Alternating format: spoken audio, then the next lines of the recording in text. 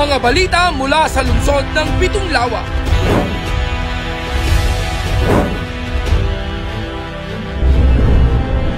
Mga pabatid mula sa alkalde sa mga tanggapan ng lokal na pamahalaan at pangnasyonal.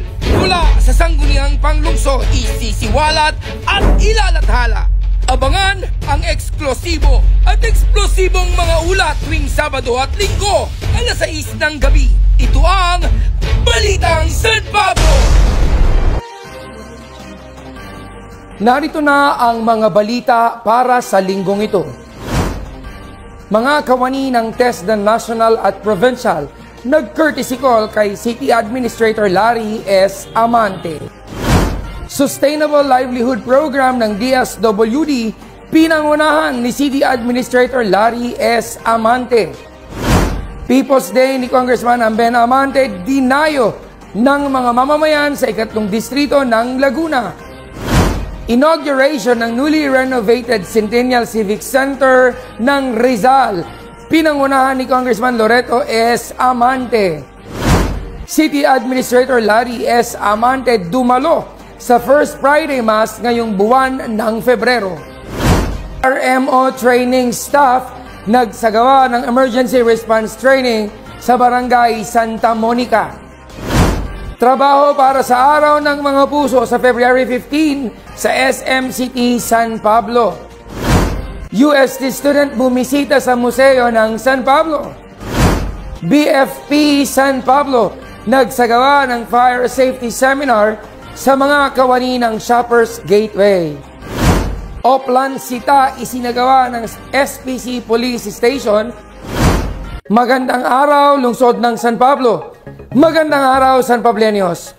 Para sa mga balita. Mga kawani ng TESDA National at Provincial nag-courtesy call kay City Administrator Larry S. Amante. Ang detalye ng mga balitang yan narito. Si Punong Barangay Mac Rensjan Cabanse ng Barangay Santa Isabel.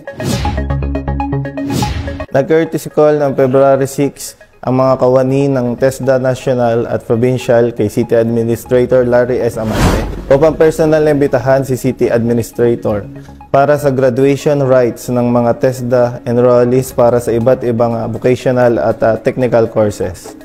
Kaya lubos ang pasasalamat ng butihing Administrator kay TESDA Provincial Director Zoraida Amper at mga CTEC Focal Person at kay PESO Manager Pedrito Bigueras sa patuloy na pagsasagawa ng mga livelihood program at opportunities para sa mga manggagawang mamamayan sa lungsod. Punong Barangay Mac Rensjan Cabanse, Balitang San Pablo.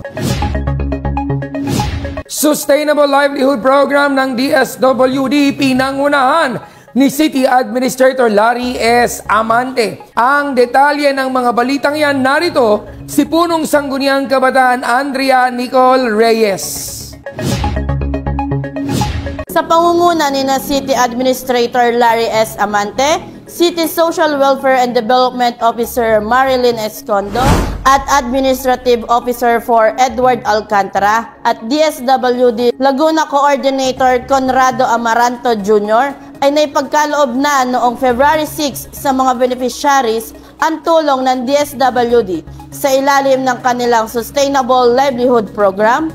Dumalo rin sa nasabing programa sina San Francisco Warrior Catherine Deriquito, Punong Sangguniang Kabataan ng Barangay Santa Isabel, Andrea Nicole A. Reyes, Balitang San Pablo.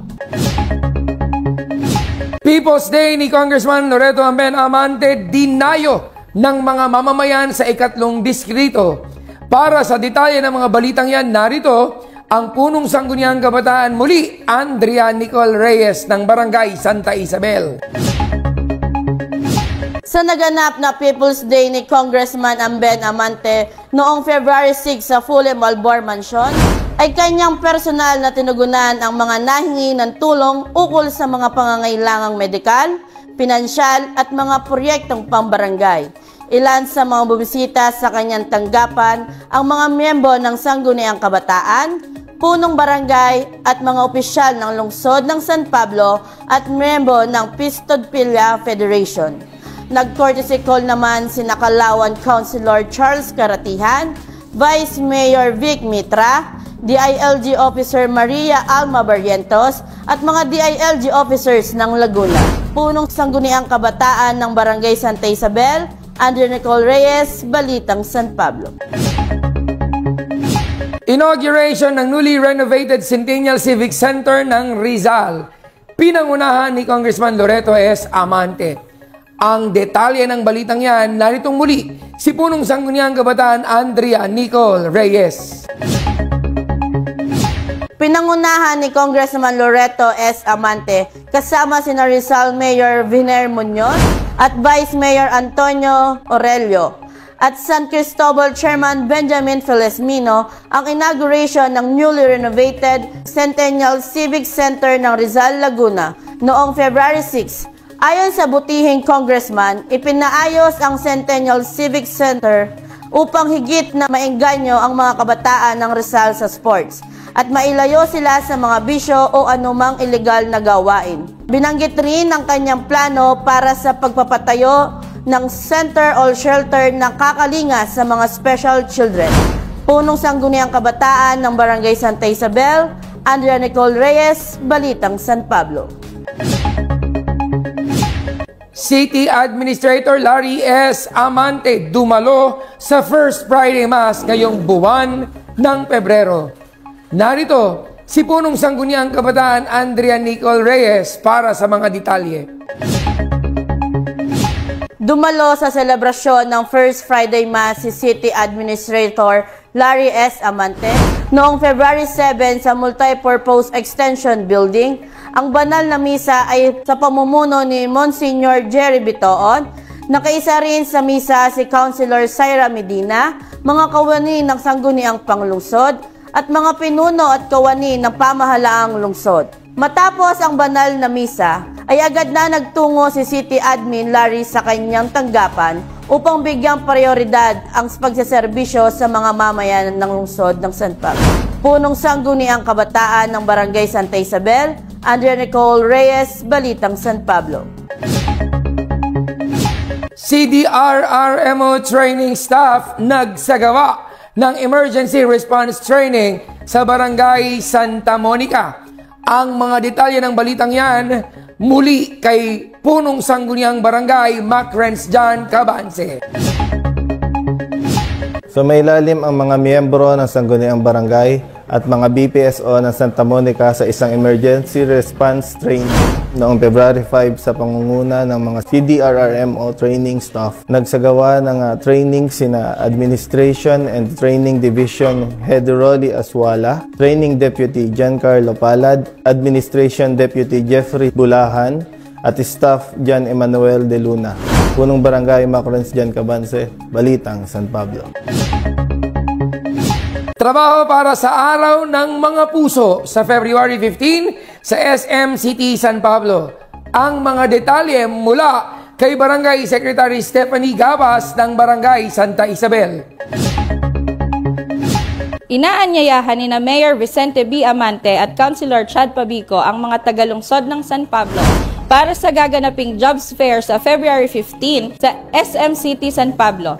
Sa pagtataguyod ng PESO Office sa pamumuno ni PESO Manager Pedrito Bigueras ay makikilahok ang mga kumpanyang Brothers Industries, Nippon Logistics, Pure Gold Price Club, SM City San Pablo Supermarket at Department Store, Virmar Manpower, Lucky 7, Franklin Baker, One Source General Solutions, Maxim de Humana International, Epson Precision, SPC Medical Center, Terra Vera Corporation, Cebu General Services, Ace Hardware, Alpha Mart, BioEssence Facial and Slimming Center, ACLC Group of Companies, Juan Simus Suits and Barong, Alorica, Ovioland, Neat Engagements Company, SM Home, SM Appliance, SCMC at the SM Store. Barangay Secretary Stephanie Gapas, Balitang San Pablo. UST students bumisita sa Museo ng San Pablo. Ang mga detalye mula pa rin sa Punong Barangay ng Sangguniang Kabataan ng Barangay Santa Isabel, Andrea Nicole Reyes. Bilang bahagi ng educational tour ay bumisita ang mga junior high school students ng University of Santo Tomas, Manila sa Museo ng San Pablo sa Old Capitol Building noong February 8. Layunin ng educational tour na makilala ang lungsod ng San Pablo at magkaroon ng kaalaman ukol sa mayamang kasaysayan at kulturo ng lungsod. Punong Sangguniang Kabataan, under Nicole Reyes, Balitang San Pablo. BFP San Pablo nagsagawa ng fire safety seminar sa mga kawani ng Shoppers Gateway. Para sa mga detalye, naritong muli si Barangay Secretary Stephanie Gapas. Upang maitaguyod ang fire safety awareness sa iba't ibang business establishments, ay nagsagawa ng fire safety seminar and drill ang mga personnel ng BFP San Pablo sa Shoppers Gateway noong February 8 sa ilalim ng supervision ni City Fire Marshal Adrian de la Cruz. Ang iba namang personnel ay naiwan sa station para masiguro ang pagsasagawa ng iba pang operations. Ang mga night duty personnel naman ay naka-high alert sa foot patrols para sa agarang pagresponde sa anumang mga emergency. Barangay Secretary Stephanie Gapas, Balitang San Pablo. Oplan Sita isinagawa ng SPC Police Station para sa mga detalye. Naritong muli si Punong Barangay Macrens John Cabanse. Kahit masama ang panahon ay patuloy pa rin ang pagseserbisyo ng mga personnel ng San Pablo Component City Police Station sa ilalim ng supervision ni Chief of Police Franco Alex Reglos ay nagsagawa ng Oplang Sita Comelec checkpoint ang mga police personnel noong February 7 sa bahagi ng Barangay San Antonio do. Punong Barangay Macrens John Cabanse, Balitang San Pablo. Para sa karagdagang impormasyon ay i-follow kami sa aming Facebook page at City Information Office San Pablo o CIO San Pablo. Mag-subscribe din sa aming YouTube channel at CIO San Pablo. Manatiling updated sa mga kaganapan sa lungsod ng San Pablo. Ito pa rin ang tagubilin ng ating minamahal na punong lungsod, Mayor Vic Amante kasama si Vice Mayor Justin Colago. At ang bumubuo ng sangguniang panglungsod, ganon din ang ating punong administrador, Larry S. Amante. Serbisyong may ngiti, San Pablenyo ang wagi. Ito ang mga balitang nakalap namin para sa linggong ito. Ako si Gali Galicia, ang inyong City Information Officer. Magandang araw!